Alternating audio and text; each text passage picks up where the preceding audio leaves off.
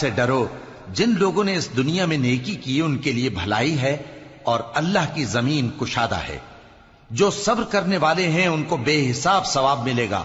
कह दो कि मुझसे इरशाद हुआ है कि अल्लाह की इबादत को खालिस करके उसकी बंदगी करूं, और यह भी इरशाद हुआ है कि सबसे पहले मैं फर्माबरदार बन जाऊं। कह दो कि अगर मैं अपने परवरदिगार का हुक्म न मानूं तो मुझे बड़े दिन के अजाब से डर लगता है। कह दो कि मैं अपने दीन को शिर्क से खालिस करके अल्लाह ही की इबादत करता हूं, अब तुम उसके सिवा जिसकी चाहो परस्तिश करो। कह दो कि नुकसान उठाने वाले तो वही लोग हैं जिन्होंने क़यामत के दिन अपने आप को और अपने घर वालों को नुकसान में डाला। देखो यही सरासर नुकसान है। उनके ऊपर आग के सायबान होंगे और नीचे उसी के फर्श होंगे। ये वो अजाब है जिससे अल्लाह अपने बंदों को डराता है कि ऐ मेरे बंदो मुझी से डरते रहो। और जिन्होंने इस बात से परहेज किया कि बुतों को पूजें और अल्लाह की तरफ रुजू किया, उनके लिए बिशारत है। तो मेरे बंदों को बिशारत सुना दो जो बात को गौर से सुनते हैं फिर सबसे अच्छी बातों की पैरवी करते हैं। यही वो लोग हैं जिनको अल्लाह ने हिदायत दी और यही अक्ल वाले हैं। भला जिस शख्स पर अजाब का हुक्म सादिर हो चुका हो तो क्या तुम उसे जो दोजख में पड़ा हो निकाल सकते हो?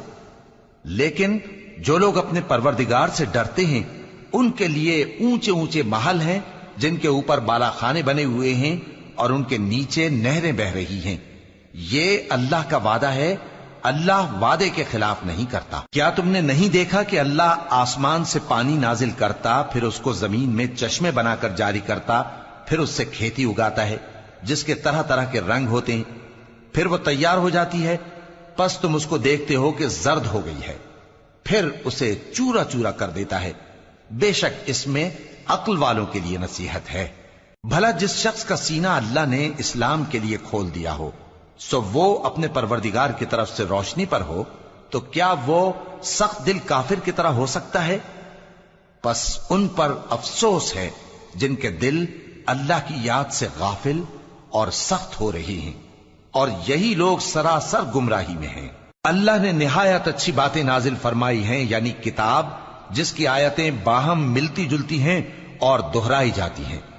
जो लोग अपने परवरदिगार से डरते हैं उनके बदन के रोंगटे उसे सुनकर खड़े हो जाते हैं, फिर उनकी खालें नर्म हो जाती हैं और दिल भी नर्म होकर अल्लाह की याद की तरफ मुतवज्जे हो जाते हैं। यही अल्लाह की हिदायत है। वो इससे जिसको चाहता है हिदायत देता है, और जिसको अल्लाह गुमराह रहने दे उसको कोई हिदायत देने वाला नहीं। भला जो शख्स क़यामत के दिन अपने चेहरे पर बुरे अजाब को रोकता हो